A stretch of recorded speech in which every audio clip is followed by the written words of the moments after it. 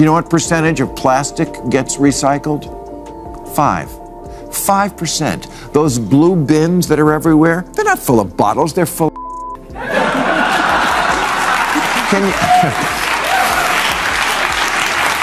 Can you blame us for being a little cynical when you find out that all that plastic that we've been painstakingly separating out for the last 20 years all goes to the same place anyway?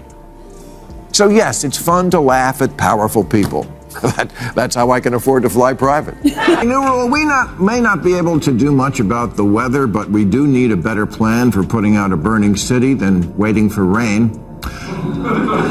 America is so partisan now that even when there's a disaster of any kind, so many people choose to defend their own team, even over death. A lot of Democrats in this one-party state this week went right to, don't blame politicians, you can't do anything about the wind. Which is exactly half true. The wind part. Yes, fire is a tough fight out here, and yes, global warming absolutely makes it worse. But that's largely out of our control. What are we going to do? Pass a ballot measure to make sure Chinese stop burning coal? We've held countless conferences, passed dozens of laws, and delivered a mountain of speeches about saving the planet. Yet somehow, things keep getting worse. The oceans are suffocating, the air is getting dirtier, and despite all the glossy awareness campaigns, real progress feels like a mirage. Something isn't adding up. And now BillMaher is stepping in, calling out the hypocrisy, the empty promises, and the political theater behind it all. Buckle up, because this is about to get fiery. Environment, I never had kids. The one thing worse for the planet than private jets. It's true, because then they have kids. I had the first generation Prius in 2001. It looked like a Tylenol gel cap. I was always handing my keys to valets who were driving a better car than me. I had the first Tesla in 2010, and honestly, both these cars sucked. The Tesla came up to about here on me. If I had a hard-on, I couldn't fit in this thing. Maher's furious, and this time it's personal. He's pouring his own time, energy, and money into sustainability, installing energy-efficient tech, driving eco-friendly cars, and cutting his carbon footprint. Meanwhile, many leaders preach climate responsibility, while their actions tell a very different story. The hypocrisy is staggering. Maher's frustration isn't just about the environment. It's about the double standards. Everyday citizens are told to do their part, yet those in power treat climate pledges like PR stunts. To Maher, the problem isn't awareness, it's honesty. And he isn't afraid to call out the political elite for turning environmentalism into a performance instead of a purpose. Both times I said to myself, okay, I'll take one for the team because I have a platform, so I'll do the right thing, and then everybody will follow, people will... Nobody followed. In 2021, 80% of new vehicles weren't electric, weren't even hybrid. They weren't even cars. They were SUVs and trucks. That's what people want. In 1973, the share of global electricity generated by coal was 38%. You know what it was 46 years later in 2019, after all the talk and all the trying? 30. This is what happens when leaders prioritize optics over solutions. Some seem more focused on symbolic gestures than measurable results. Every speech, every policy announcement, every emotional plea to save the planet feels meticulously scripted to win applause. Not to make change, they scold ordinary people for using plastic straws or driving gas-powered cars, then board private jets to fly to climate summits across the world. The heroic messaging rarely matches their actual behavior. In the end, it's often less about protecting the planet and more about protecting their public image. And the planet keeps paying the price for their empty posturing. What percentage of plastic gets recycled? 5%. Those blue bins that are everywhere, they're not full of bottles, they're full of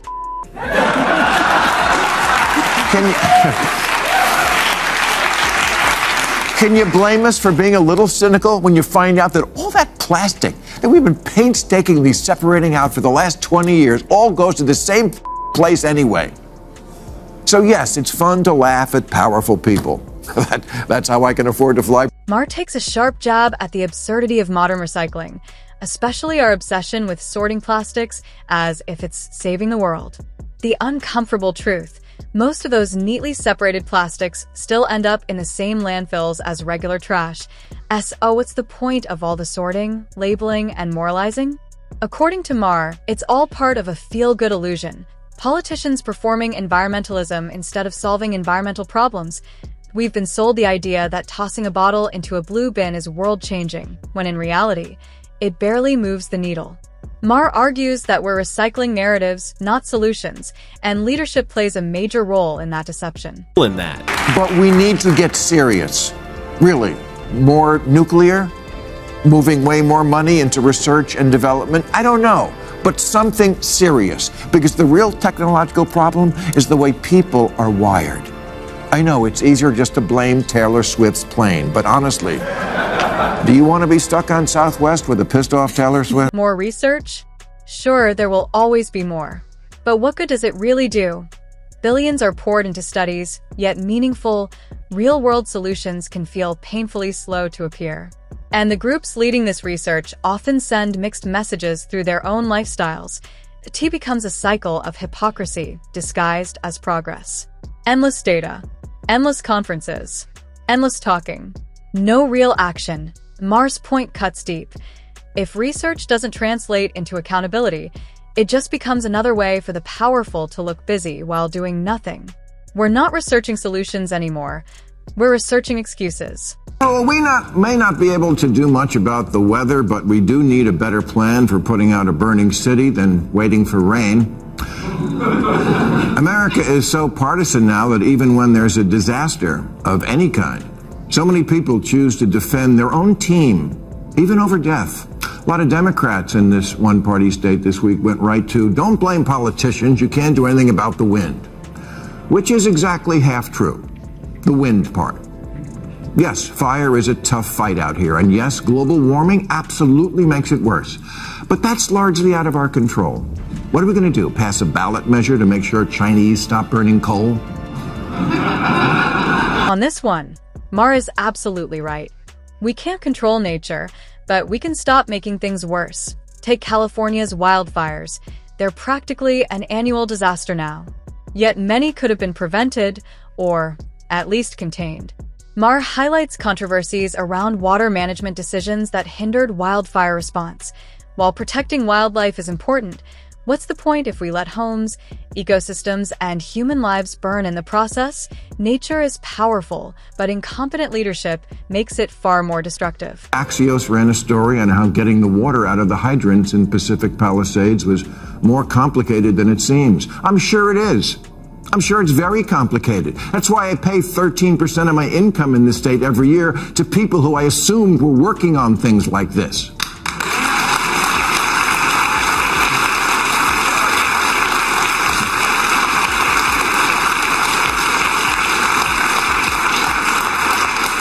When asked why so many of the hydrants in the Palisades ran out of water, Governor Newsom said the local folks are trying to figure that out. Yeah, you got to do that before the fire.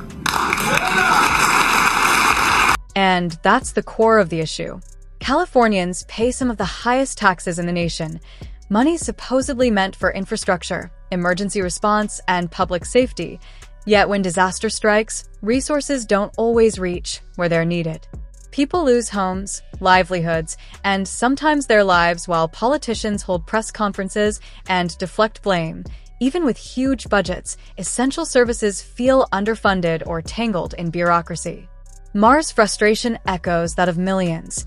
How can one of the richest states in America be so unprepared when it matters most? It's incompetence disguised as governance, and taxpayers are paying the price. At least in the Palisades, the hydrants were still there. 300 other ones around the city are just gone, stolen for parts. One of the 3 reservoirs for the Palisades was offline at the one time of year when it was most needed. LA's Mayor Karen Bass, the Nero of American politics, was fiddling in Ghana while the city burned and later placed the blame on 8 months of negligible rain and winds that have not been seen in LA in at least 14 years. Yeah, that's not that long a time. Maybe look in the history books to see how our ancestors handled it back in 2011. Wildfires have practically become a seasonal event in California. High winds or not, this isn't new. The issue isn't ignorance, it's negligence. Officials have had years to prepare. Clear dry brush, strengthen infrastructure, maintain water systems.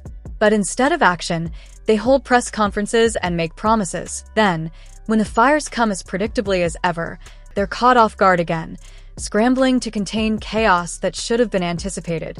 Californians don't need more speeches or task forces. They need competence. Maher's criticism resonates because he's saying what everyone can see. Leaders talk tough, but their follow-through is weak. Maher said about cuts to the fire department's budget, there were no reductions that were made that would have impacted the situation. The fire chief here had a slightly different take. She said, "We are screaming to be properly funded. And yes, the budget was cut, and it did impact our ability to provide service. And by the looks of all the fire engines in the boneyard out of service because we didn't fix them, she's right."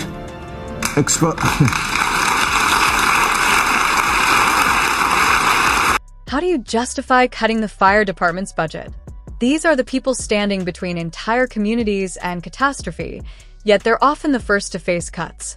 The consequences are obvious. Fire engines unrepaired, empty fuel tanks, and hydrants that fail when lives are at stake. When disaster hits, politicians rush to blame unexpected conditions or equipment failure. But eventually the truth emerges. Even the fire chief admitted the department has faced years of financial strain. IT wasn't nature that failed Californians. It was poor planning, slow responses, and years of neglect. Exposed power lines keep causing fires and keep not getting buried underground because it's expensive. I've heard people say, "Do you want to pay more taxes to fund this?" No.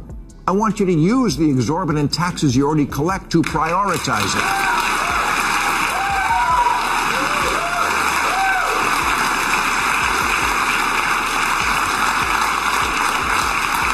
The power lines that cut through Topanga weren't upgraded because it endangered an herb, the milk vetch, which sounds like something they serve at Passover. And that right there highlights the deeper problem, pandering to a select few at the expense of everyone else. Instead of burying or securing exposed electrical lines known to spark wildfires, decisions were made to protect plant habitats. The outcome? Entire neighborhoods reduced to ash, families displaced, and billions in damage. Critics argue these choices were influenced more by politics than by public safety. It's a perfect example of misplaced priorities masquerading as morality. Protecting nature is vital, but when it comes at the cost of human safety, something is seriously wronged. Maher's message is brutally clear. Solutions exist, but progress stalls when leadership doesn't align actions with intentions.